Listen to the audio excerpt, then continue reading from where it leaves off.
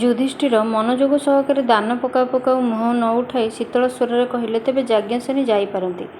ଯନ୍ତ୍ର ଚାଳିତ ଭଳି ମୁଁ ଫେରି ଆସିଲି। ଅଶ୍ରୁର ଅବଧ୍ୟତାକୁ ବରଦାସ୍ତ କରିବା ଛଡ଼ା ଅନ୍ୟ ଉପାୟ ନଥିଲା। ଏ ଅଶ୍ରୁ ବେଦନାର ନୁହଁ, ଅପମାନର ଗ୍ଳାନି ଯୋଗୁଁ ନୁହଁ, ଶରୀରର ଯନ୍ତ୍ରଣା ଯୋଗୁଁ ନୁହଁ। ଏ ଅଶ୍ରୁ ଅସହାୟତାର, ନିଃସଙ୍ଗତାର।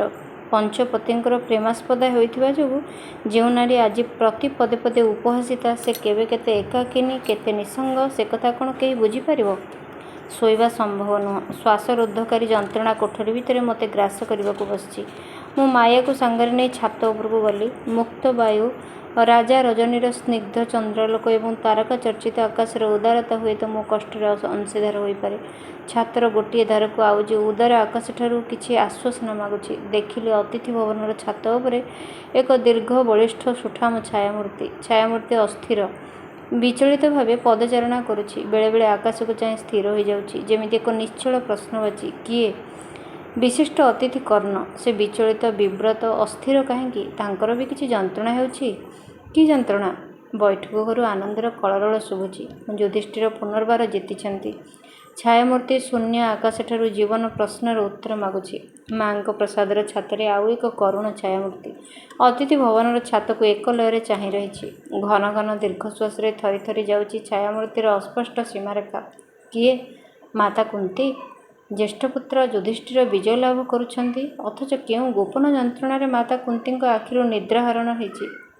ମୋର ଦୁଃଖ, ମୋର ଯନ୍ତ୍ରଣା ଭୁଲିଯାଇ ମୁଁ ମା'ଙ୍କ ଯନ୍ତ୍ରଣା, ଗୋପନ ବ୍ୟଥାର ଭାବନାରେ ମଗ୍ନ ହୋଇଗଲି। ବୀର ପ୍ରସବିନୀ ପଞ୍ଚପୁତ୍ରର ଜନନୀ କୁନ୍ତୀଙ୍କର ଗୋପନ ବ୍ୟଥା ମୋ ବ୍ୟଥାଠାରୁ ଯେ ଅଧିକ ଗୁରୁତର, ଏ କଥା ମୋର ମନ ମୋତେ କହୁଥିଲା।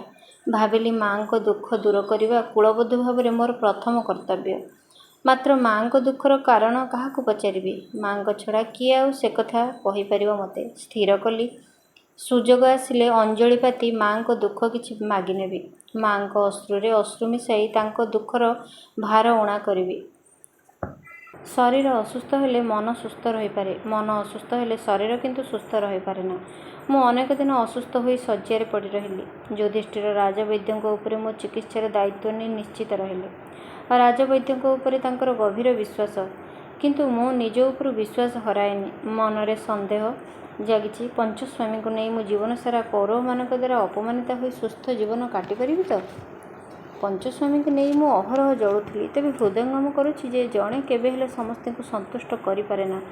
ଯୁଗ୍ମ ଜୀବନର ଶୃଙ୍ଖଳା ରକ୍ଷା ପାଇଁ ମୁଁ ଯେଉଁ ନିୟମ ପ୍ରଣୟନ କଲି, ସେଥିରେ ମୋର ହୁଏତ ସୁବିଧା ହେଲା, କିନ୍ତୁ ଅନ୍ୟମାନେ ତା ଦ୍ୱାରା ଅସୁଖୀ ହୋଇପଡ଼ିଲେ।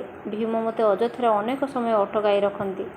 ପ୍ରତିଦିନ ରାତ୍ରି ଭୋଜନ ପରେ ମୁଁ ଯେତେବେଳେ ଯୁଧିଷ୍ଠିରଙ୍କର ଶୟନକକ୍ଷକୁ ଯିବା ପୂର୍ବରୁ ସବୁ କାମ ସାରି ସମସ୍ତଙ୍କୁ ଶୁଭରାତ୍ରି ଜଣାଇବା ପାଇଁ ଯାଏ, ସହଦେବ ସରଳ ଶିଶୁ ଭଳି ନିଶ୍ଚିତ ନିଦରେ ଶୋଇପଡ଼ିଥାନ୍ତି। ନକୁଳ ପ୍ରମୋଦ ଗୃହରେ ତେବେ ମଧ୍ୟ ନୃତ୍ୟ ଗୀତ ଭିତରେ ହଜିଯାଇଥାନ୍ତି। ନର୍ତ୍ତକୀ ସୁଲୋଚନାର ନୃତ୍ୟ ଭିତରେ ସେ ଆଜିକାଲି ଅଧିକରୁ ଅଧିକ ବୁଡ଼ି ରହୁଛନ୍ତି।